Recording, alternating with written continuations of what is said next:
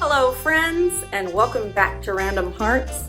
Today we're in my kitchen. We're going to be making some homemade pesto. This morning very early I went out and pulled from my 4 basil plants and got about 4 cups of basil leaves. And I'm in the process right now of washing and destemming those. I'll show you what I'm doing here in a minute.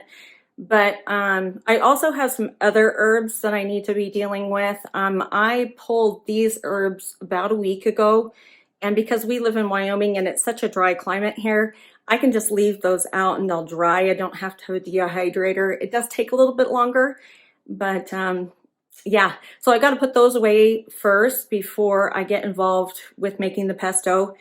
And just keep in mind, all these herbs came from my garden. And the recipe I'm using today for the pesto was one that I found online, but I use a recipe as a guide. I hardly ever follow it.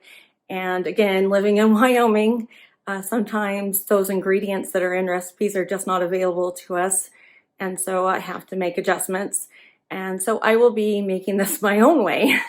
And without any further ado, let's get started. Let's put these dried herbs away first, and then we'll get to washing and getting the basil ready for the pesto.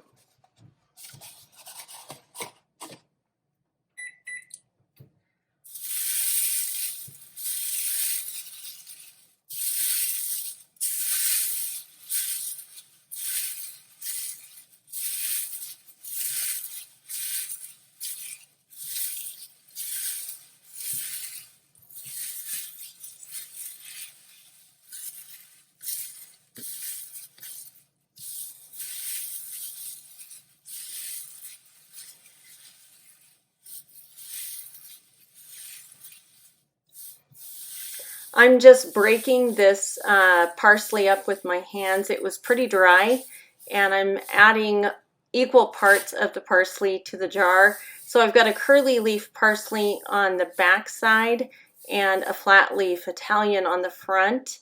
And I'm just trying to put that in equal parts to get a good mixture. You'll notice my funnel, my paper funnel, is not working really great. And here in a minute I will actually take that out because it was actually making a bigger mess than it was helping. And so I gave up on that and just started shoving it in with my hands. But yeah, I just kept on packing the jar up, kind of equal parts, one thing or the other. And thank goodness for a glass top stove because, oh my, was it a messy project.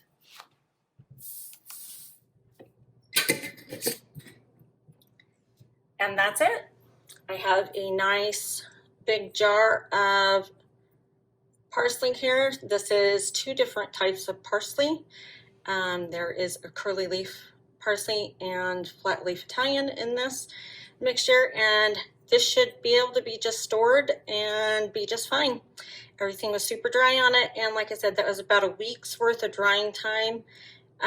But again, I live in a super dry climate, so if you do not, you might need to put that through a dehydrator. Here I'm doing basically the same thing, breaking up this oregano with my hands. I've got 2 different types here again. I've got an Italian and a Greek, and I've just found a stem. Those do get past you. I did have them destemmed before I dried them, but somehow they just kind of slip past you. So my intention was to mix these 2 oreganos together and then put them into the plastic jar that is sitting on the stove top with a funnel in it. Problem was that plastic jar also has some store-bought oregano in it, and for some reason that store-bought oregano would not mix with my fresh oregano mixture. And so I really struggled with it for a few minutes here. And then I finally decided that I was just going to dump it out on the tray and mix all 3 of the different oreganos together. So you'll see that here in a minute. It also was kind of unnerving to see how light in color and almost yellowed the stuff from the store was compared to my dry herbs. So you'll see that here in just a second.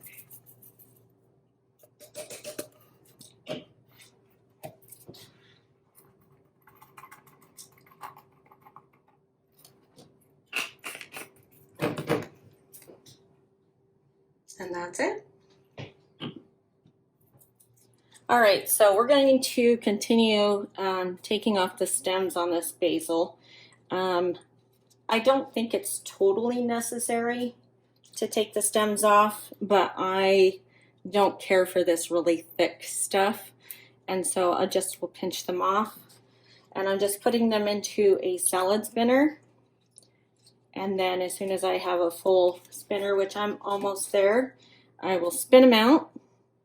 I'll do that a couple of times, and then I will set them out on a towel to dry while I finish what's in my sink. And I'm just soaking these in cold water. I don't want any bugs since I grow organically, and I apologize, the sun coming in the window is a pretty big glare. But yeah, because I grow organically, I do not want any chance for bugs. I love this OXO salad spinner. It's a very versatile tool. The colander inside is large enough that I can hold a lot of produce in there. And then the bowl that it spins in is also a very nice bowl. I even use it for salad sometimes. But I was unaware of how bouncy this was with the camera right there. So sorry for that bounce.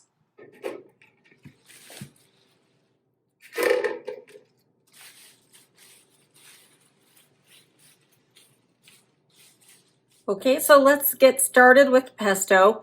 We have everything ready and prepped. I've done a little bit of cleaning in the kitchen, and I got out all the supplies that I'll need to make the pesto. So let's go over those real quick. These are just a few of the supplies that you will need to make pesto. I am using a Bosch, and so my processor sits right on top of here. And right now I have a shredding blade in here because I have to shred my cheese. I could not find enough Parmesan cheese shredded. I've got my blade for processing that goes down inside there.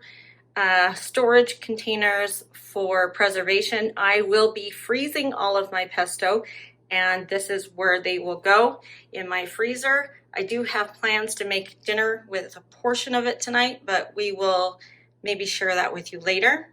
I've got a small cutting board and a knife along with the tasting spoon here because there's nothing worse than making a large batch of something and then finding out like months later that it wasn't seasoned well enough or something was desperately missing.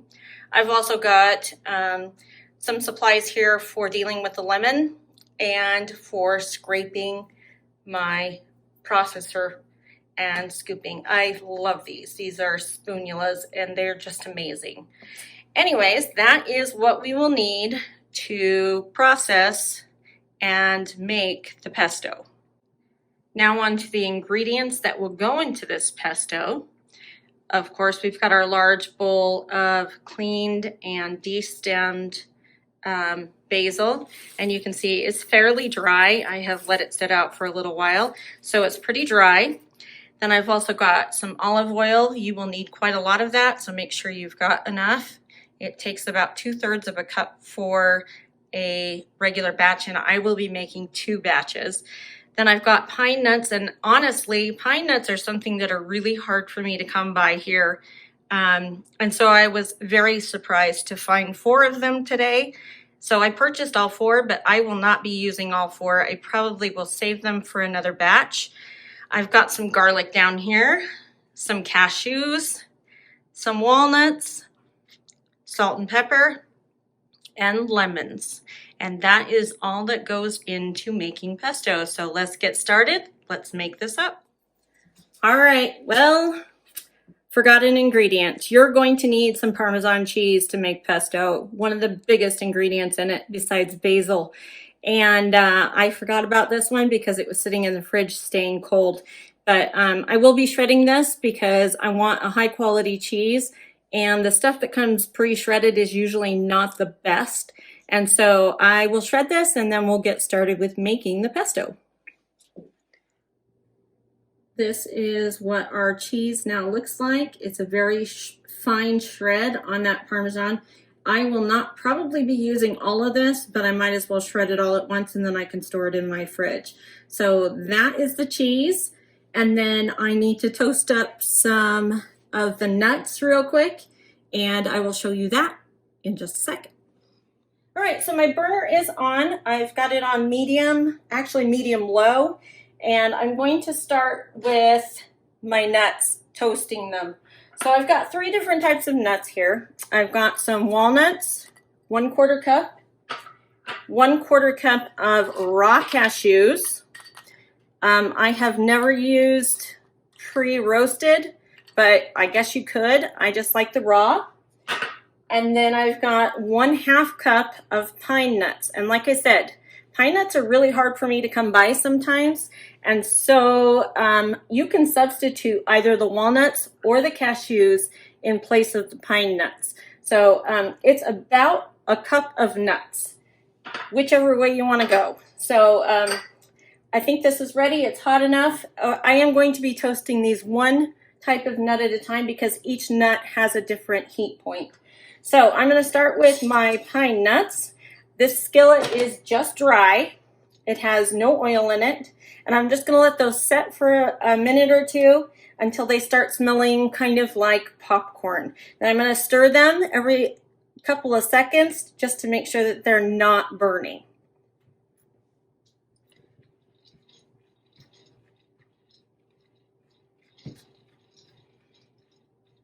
Okay, I can smell that these are already starting to toast, but I'm not seeing anything yet, so I'm going to let them have a little bit of time. You will see that they start getting like a little brown edge on them. That one's got one, but I want a little more than that. So I'll just let these go for a second. And then I need to let all these cool, so they're going to come out of the pan and they're going to go back into their little dishes. And then I'll work on the next set of nuts, basically toasting all of them one part at a time. And that's all there is to it. These are definitely getting close. I can see some of the brown tips. The biggest thing is it just smells. You have to use your nose for this one. I can smell when it's getting hot.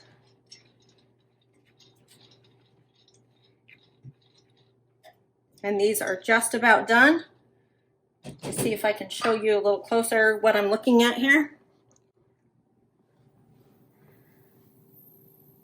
So you can see the edges of those are starting to get brown. And if I am to turn these, you'll see that there's a lot more in here. And you can tell that the oils are starting to leave their mark in the pan. I did not have any oil in here, and you can see that there is definitely oil coming off of these nuts. And that's what you want to see. It is browning them and toasting them, and these are basically done. So I will take these out and we will start with the cashews. All right, well, I think we're ready to start. We've got about 2/3 of a cup of olive oil inside the processor. And this is the same one that I used to shred. I just took out its shredding blade and added that paddle on the bottom, the cutting paddle. Okay, so I've got my olive oil in here, about 2/3, like I said, about the equivalent of 1 lemon juiced. And this one was a pretty juicy lemon, so I think I got a little more in there than I'd like, but we will taste test that later. The next step is to add in my nuts, and these are still a little bit on the warm side, but I think we're going to go ahead and do that. So I've got my pine nuts here that I toasted, and I've got my cashews that I also toasted, and you can see those have a nice little brown edge on them. So that's what we're looking for. I'm going to put that in there. The walnuts, the same thing, got a nice little brown edge on them. You don't want to burn them. All right. I'm going to go ahead and put in 3 cloves of chopped garlic. This was 2 cloves of chopped garlic because 3 was a little bit too much. These were giant. So I will put in 2 cloves to begin with, and then I will taste test it at the end. If I need more, I will add in more. I've got the zest of 1 lemon.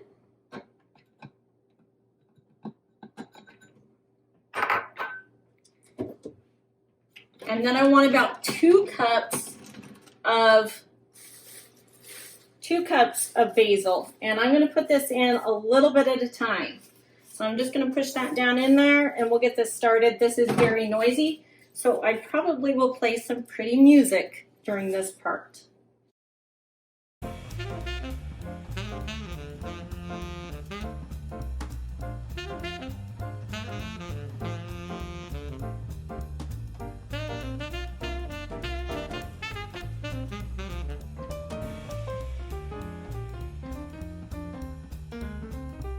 I'm normally not this messy of a cook. I was having some trouble with the basil getting stuck in the chamber going down into the processor, and it was just flying everywhere.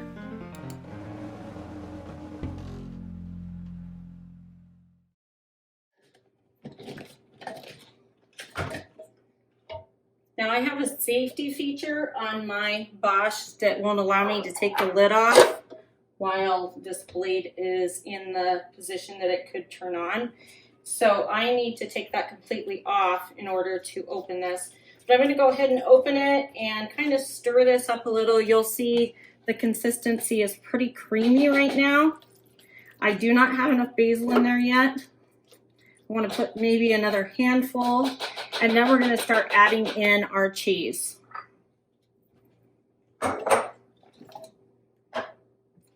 I'm going to be adding about 1/4 cup of cheese.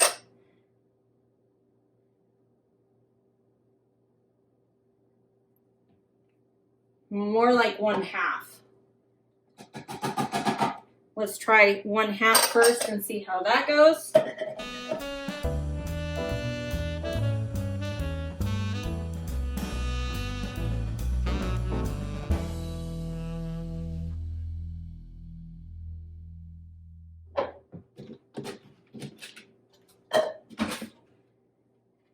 And I kind of feel like that needs a little more cheese. So let me add a little more to that, and then we'll add some salt and pepper, and that will be pretty much it. So I'm going to add just a little more cheese while I've got the top off here. So all in all, I added about 1 cup of cheese. So I've got 2 cups of basil in there, about 1 cup of nuts, about 3 cloves of garlic, the juice of 1 lemon, the rind of 1 lemon, about 2/3 cup of olive oil, and then we will have some salt and pepper here in just a minute. So we'll turn this on one more time, and then I think this will be ready for a taste test. All right, I'm going to add some salt and pepper at this point, and this is basically to taste. So I'm going to add quite a lot of pepper because we like a lot of pepper. But I'm going to be really careful with the salt because a lot of times when we use this, there are other salty things going with it. So I'm going to stay probably around 1 teaspoon of salt or less. That was probably close to 1/2 teaspoon I put in there. And I don't measure a whole lot, so it's mostly taste. So we'll pulse this one more time and then we'll give it a taste test.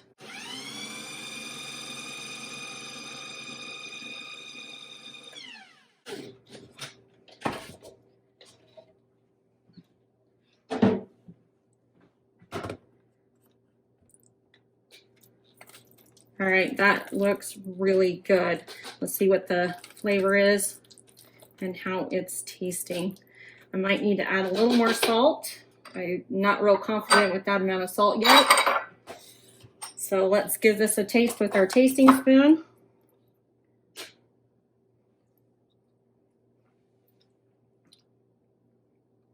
Very lemony.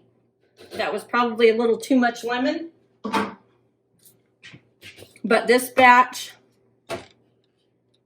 could be a little more on the lemon side, and we can use it for something that needs a little more lemon. So I'm going to go ahead, and the salt content was fine on that. I think with the amount of cheese, that will be just fine. So I'm gonna go ahead and box this one up, and then I'll start the next batch and I'll show you when I'm all done. This is what we were able to make today. This was our first batch. So this is our lemon pesto.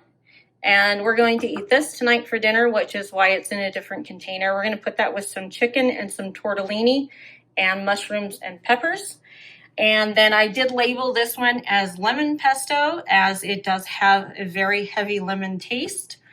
But that I'm sure we'll find some good uses for. This is the regular batch pesto, and it is small because I was running out of basil towards the end. So we've got that ready to go to the freezer. And then of course we jarred up all of our parsley today and labeled it, and then got my oregano in there. And that is what we got accomplished today. It feels really good to be done with this project. I had noticed a couple days ago that my basil was beginning to flower, and once basil flowers, it typically does not have the same flavor. There are a few varieties that can flower and maintain their flavor, but I don't happen to have those varieties. And I knew it was a lot of basil, so the easiest way for me to handle that much basil at one time is to turn it into pesto. And then I just freeze that, and then we can use it on pastas and sandwiches and even on eggs. It's just a flavor enhancer for almost everything. And so we'll use that throughout the season and into the winter. And then I also had those herbs that had been drying, and I only have so many trays, and I needed those trays to do more herbs. And so I just needed to get those put away, and it was a good excuse for me to show you how I do that. And so I just appreciate you guys coming along with me today while I did some mundane tasks that kind of needed to be done. And I will leave my recipe that I used today in the description. And if you have any questions or comments for me, please leave those in the comment section. And if you like this kind of video and you want more on this interest, or this interests you more than some of the other stuff on my channel, please let me know by giving me at least a thumbs up on this video, or leaving comments so that I know what my viewers are wanting to see. So we are Random Hearts. We do play a lot of random things, but I would be happy to do more videos like this if this is something you're interested in. And for all of you out there that are noticing that I've got kind of a lisp right now, I just got braces a couple days ago, and I'm still learning how to talk with them. So be kind in the comments. I am going through some dental work right now, and it's pretty extensive. So things will change over the next few months, and hopefully I'll get better with this. But I appreciate you guys, and thanks for being here with me today. Thanks for watching, and we'll talk to you soon. Bye-bye.